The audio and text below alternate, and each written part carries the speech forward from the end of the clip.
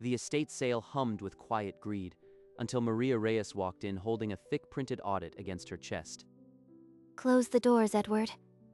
We're going to settle this right now. Maria? What is this about? You can't just barge in here. At the appraisal station, the woman examining gemstones didn't flinch. She'd been waiting for this moment. Stay sharp. Don't let him see the connection. I have an audit of every item that belonged to my mother, and 3 of them are missing from her estate. Those were lost in the move. I already told you that. Then why is the sapphire ring sitting on your appraiser's tray right now? The appraiser set down her loupe, her silence louder than any denial Edward could muster. Where did you get that audit? Who have you been talking to? The confrontation at the estate sale was the final act of a war that started 2 years earlier in a hospital room where Maria refused to leave her mother's side. Mom, I'm here. I'm not going anywhere. She doesn't even know today is Tuesday. Sandra's early onset Alzheimer's had stolen her memory piece by piece. By the end, she recognized no one. When she died, Maria felt the world crack open. The funeral was a blur of condolences and Edward's handshakes. 2 weeks later, the will named Edward conservator of Sandra's estate. Maria would receive nothing until he decided. Conservator? He barely knew her before the diagnosis. For months, Maria buried herself in work, visiting the house less often. But she never forgot the heirlooms, the sapphire ring, the 2 oil paintings, the Steinway piano. They were the last pieces of her mother that still felt alive. One day, they'll be mine. I just need to wait. 6 months later, on a quiet Sunday, Maria drove to the family home without calling ahead. She wanted to see her mother's things. Maria, this is a surprise. I wasn't expecting you. I wanted to see Mom's ring. And the piano. It's been months, Edward. I need to see them. The living room was different. The Steinway was gone, replaced by a cheap console table. The paintings had vanished from the walls. Where is the piano? And the paintings? Where is Mom's sapphire ring, Edward? They were misplaced during the move. I'm sure they'll turn up. Misplaced? You've been living here for 6 months. A Steinway doesn't just get misplaced. She opened the drawer where the ring box had always been kept, empty. A faint outline of dust remained. Look, I told you. The movers probably packed it somewhere. I've been meaning to sort through the boxes. Maria walked out without another word. But something cold had settled in her chest. Her mother's treasures hadn't been lost. They'd been taken. 3 weeks later, a late-night search on an estate sale forum turned up a post that made Maria's blood run cold. He's actually doing it. He's selling Mom's things and hiring someone to price them. He doesn't know me from college. I could apply under my maiden name. He'd never connect us. You'd do that? Go undercover in his house and document everything. I'm a certified appraiser, Maria. This is what I do. Only this time the client won't realize I'm working for you. They spent the next hour outlining every detail. The maiden name, the fake backstory, the evidence she'd need to gather silently. If you get caught, he could blacklist you. Are you sure? Your mom was like family. I won't let him get away with this. 2 days later, a call was placed. Olivia Chen became Olivia Whitmore, freelance appraiser, accepting Edward Hayes' job offer. Edward led her inside, bragging about the collection. He had no idea he'd just invited the evidence into his house. That sapphire has an inclusion shaped like a crescent moon. Unmistakable. I need to photograph it from 3 angles. I've been told that ring alone could buy a small car. Your appraisal better reflect that. Her phone camera clicked. Edward's head turned. She smoothly tucked it away and lifted a pearl necklace. The painting's back has a stamp. Property of Sandra Reyes. I need a clear shot of that. Find anything interesting. Just verifying authenticity. Standard procedure. She moved to the Steinway, running her fingers over the brass serial number plate, making sure her tablet recorded every digit. I need this done today. I have buyers waiting. Your total comes to $58,400. She sent the encrypted file to Maria, then packed her loupe. The trap was set. In her apartment, Maria downloaded the file. The sight of her mother's ring, cataloged and priced, stole her breath. You actually did it, Olivia. Every single piece. They met the next evening in a rented warehouse unit, the only place neither phone would ping a familiar tower. Here's the printed appraisal. The timestamps prove he showed me these items 2 weeks ago. Maria's fingers traced the line item for the sapphire ring. The photograph showed the inclusion clearly. Within days, she had an appointment with Charles Everett, a probate attorney known for handling estate fraud. According to the trust, he had no right to sell items not titled in his name. This is theft. Can we file now? We need the actual sale to prove damages. Wait until he lists them. Maria nodded. The hardest part would be waiting, watching him steal. But now she had a weapon. 3 weeks later, Edward's listings went live on the estate sale platform. 16 items, priced to move fast. The sapphire sold within an hour. Cash. The piano and paintings will be gone by Friday. Maria's phone buzzed. 3 separate sold notifications from the app Olivia was monitoring. He just sold the lot. I've got shipment tracking IDs. The ring went to a private buyer in Newton. Back at Edward's house, the walls were bare. The music room echoed. Only his laptop screen glowed with confirmation emails. He's faster than I thought. If I don't move now, they'll vanish forever. Edward met a couple for the Steinway at a storage unit, counting bills with a grin while the piano was loaded. I've got addresses for the painting buyers and the school that bought the piano. One by one, I'm going to visit them all. She had a list, a lawyer, and proof of theft. Now all she needed was the courage to knock on strangers' doors. Maria returned to Charles Everett's office, the proof of sale heavy in her hands. With the platform records, we have enough. I'm filing a civil complaint and fraud charges. He drafted the verified complaint, listing every stolen item and matching it to Edward's online sales. How long until he's served? The process server will be at his door within 24 hours. The complaint was filed electronically before noon. A judge's signature would come by end of day. Maria walked out of the office with her own copy, the paper feeling heavier than the ring ever had. He's going to deny it all.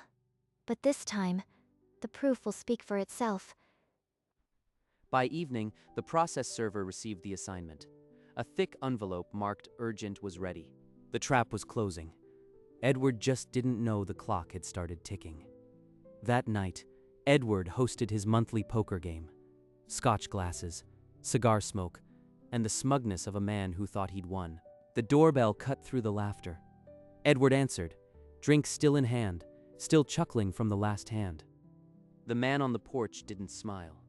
Edward Hayes, you've been served. There's been a mistake. Behind him, the poker table froze. 6 friends stared at the envelope, then at Edward's crimson face. A phone flashed. Someone was recording. The click of a camera broke the silence. He closed the door on his guests, his hands trembling as he tore open the envelope. Within minutes, Maria's phone rang. She picked up before the second tone. You think you can scare me with paperwork? I'll bury you. No, Edward. I'll recover every last piece. Then you'll pay. Maria opened the spreadsheet. The sapphire ring's buyer was listed as a retired teacher living in Newton. She stood on the porch of a small blue house, the court order heavy in her hand, rehearsing what she'd say. The woman who answered was in her 70s, the sapphire ring glinting on her finger as she touched the doorframe. I'm Maria Reyes. That ring belonged to my mother before it was stolen. She handed over the court order. The woman's face fell as she read the line about the crescent inclusion. I'm not trying to hurt you. I just need what's mine. The woman slid the ring off with trembling fingers and pressed it into Maria's palm without a word. Maria closed her fingers around the ring. The cold metal felt like a heartbeat. One down. But the paintings and the piano won't be this easy. She held the ring up to the sun. The crescent inclusion shone like a promise she'd finally kept. The next address belonged to a pawn shop, the kind with barred windows and a neon sign that flickered ominously. That painting was stolen from my mother's estate. I have a court order to recover it. The owner didn't flinch. He planted both hands on the counter and leaned forward. I bought that piece legal. You can't just walk in here and take it. Maria slid the appraisal photo across the counter. The timestamp, the provenance stamp, the serial number. The owner's face fell. He recognized the brushstroke. He pulled the painting from behind the register and thrust it toward her, his jaw clenched. 2 down. But the Steinway will cost me more than a tense conversation. She secured the painting in her trunk next to the sapphire ring, the 2 heirlooms finally reunited. Only the piano remained, and a music school that had already paid thousands for it. But first, she had to check her spreadsheet one more time. There was a second painting buyer she'd missed, a professor at the state university. How did I overlook a whole painting? I'm losing focus. She drove to the history department, the folder of evidence clutched under her arm. The professor's office was cluttered with books, and the oil painting hung behind his desk, bathed in afternoon light. He demanded proof, his academic skepticism turning to irritation. Look at the provenance stamp on the back. The date is months before your purchase. His hand hovered over the frame. He'd taught art history for 30 years. He recognized the brushwork. He nodded slowly, then lifted the painting from the wall and handed it to her without a further word. 3 pieces recovered. Only the Steinway is left. She carried the painting down the stairwell, feeling the weight of her mother's legacy in her arms. The music school was a converted church, its stained glass windows glowing against the evening sky. Inside, the administrator was polite but firm. The Steinway had been purchased from a legitimate seller, and the school had no legal obligation to return it without reimbursement. The amount they'd paid, nearly $18,000, hung in the air like a sentence. That's my entire emergency savings. But if I don't pay, the piano could be damaged in a legal fight or sold again. I'll write you a check. Her hand trembled as she signed, every cent she'd saved for 5 years. By dusk, movers were wheeling the Steinway out of the practice room and up the ramp of a rented truck. It's just money. You're getting it back. She drove home in silence, the truck following behind her like a solemn procession. The piano was hers again. But the cost had been more than money. It had been a piece of her own future. With all the heirlooms secured, Maria sat in Charles Everett's office, the weariness of the past weeks etched into her face. Edward's attorney called this morning. They want to discuss settlement terms. Across town, Edward's own lawyer had shown him the deposition transcripts and the digital trail. The old man had gone pale. I'm not paying a cent more than the sale price. She can't prove emotional damage. By the following afternoon, a draft settlement landed on Charles's desk. The initial offer, $58,000, exactly the appraisal value.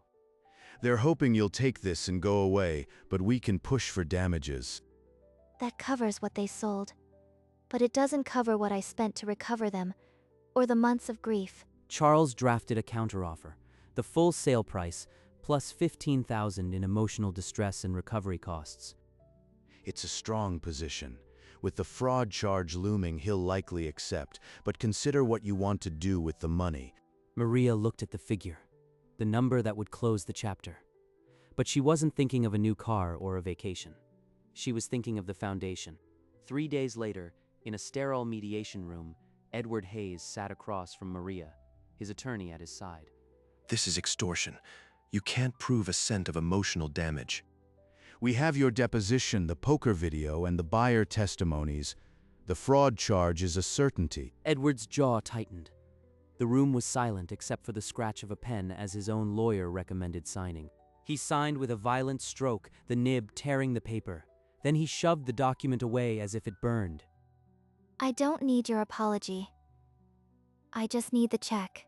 The cashier's check was handed across the table. $73,400. Edward stood, his chair scraping loudly. He didn't look at anyone as he walked out. It's over. The heirlooms are yours, and the settlement clears your savings. Maria held the check, her thumb covering the dollar amount. But her mind was already elsewhere, on a different number, the one her mother never got to see. 2 weeks after the settlement, Maria pulled into the familiar circular drive of the Alzheimer's Research Foundation. She walked through the glass doors clutching a manila envelope, the check inside, and asked for the director. The director, a woman with kind eyes who remembered Sandra, met her in the sunlit atrium. This is the entire settlement from my stepfather's fraud. Every cent. I wanted to fund the research that might have saved my mother. The director stared at the amount, then at Maria, her voice breaking as she tried to refuse. It's what she would have wanted. The only thing that matters. She signed the donation papers on the same counter where she'd once signed her mother's admission forms. The foundation staff gathered, and someone snapped a photo. Maria, the check, and the framed mission statement behind her. As she turned to leave, a researcher pressed a small envelope into her hand. A letter with the foundation's seal. Inside, a handwritten note. Because of you, we can chase the cure your mother believed in. That evening, Maria sent Olivia a 2-word text, "Come over." Olivia arrived with a bottle of champagne, her eyes scanning the living room that now held all 3 heirlooms. You actually got the piano back. I heard the school was impossible. I had to write them a check for $18,000. But it's here. They stood before the Steinway, the 2 paintings hanging above it, the sapphire ring catching the lamplight on Maria's finger. Edward still has no idea I was the one who documented everything. He called me last week to ask if I'd do another appraisal for his legal costs. You're joking. I told him my rates had gone up. Then I blocked his number. They laughed, and Maria pulled her into a hug, the ring pressing between them. With the heirlooms restored and the truth told, the living room felt like a sanctuary her mother would have loved. The next morning, Maria slipped the sapphire ring onto her finger and drove to the cemetery. She walked past weathered headstones, the foundation letter tucked in her pocket, her steps slow and deliberate. At Sandra's grave, she knelt and placed the folded letter against the cool granite. I brought the ring back, Mom. And the paintings. The piano is in my living room again. The foundation will have the money Edward stole.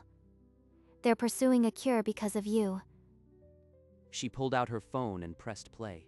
The first notes of her mother's favorite Chopin nocturne rose from the Steinway recording. The melody drifted across the quiet cemetery, mingling with birdsong and the rustle of leaves. I can finally let go. He can't touch us anymore. She stayed until the recording ended, then stood slowly, the letter remaining against the stone. Walking back, the sapphire ring caught the sun like a tiny promise kept. Sandra's legacy was no longer stolen. Back in her apartment, the late afternoon sun painted the room in gold as Maria lifted the piano's fallboard. The sheet music for Chopin's Nocturne in E-flat major was already open on the rack. She played this every Sunday after church. Now it's mine. Her fingers found the first chord, the familiar weight of the keys grounding her. The melody rose, not from a recording, but from her own hands, from the instrument her mother had touched 1,000 times. The paintings watched from the walls, their landscapes unchanged, and the sapphire ring glinted with each movement of her hand. She played through the nocturne once, then again, letting the notes wash away the anger and the grief. This is what she wanted. Not revenge, just this. The music, the memory. When the final note faded, stillness settled over the room, filled only with the warm glow of dusk. Maria closed the fallboard and sat in the silence, the ring a quiet star on her finger.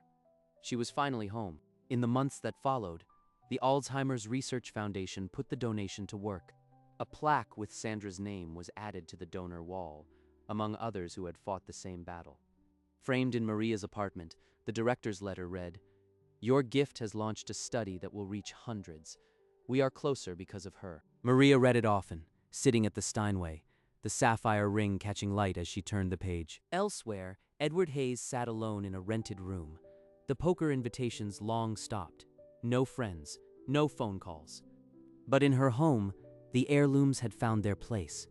The paintings, the piano, the ring, each told a story he could never steal.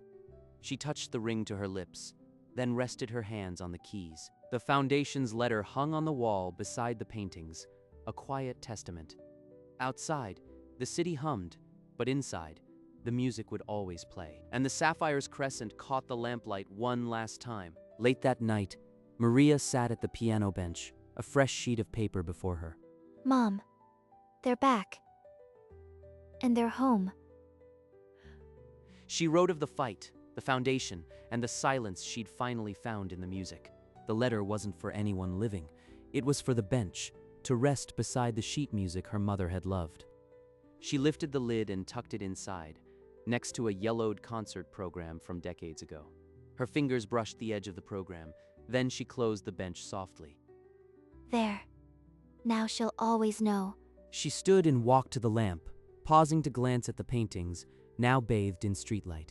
With a click, the room fell into twilight. The sapphire gleamed once more against the darkness. And in the quiet, the house held its breath, content. The screen fades from the quiet room to a deep, sustained black. Somewhere in the silence, a piano key is struck, soft, resonant, hanging in the air. It's the same E-flat that began her mother's favorite nocturne. The note lingers, filling the darkness like a single star. Words appear in gentle white letters. In memory of Sandra Reyes, 1964 to 2022. The dedication holds for a moment, then slowly dissolves. The note fades with it, returning to silence. A breath, then nothing.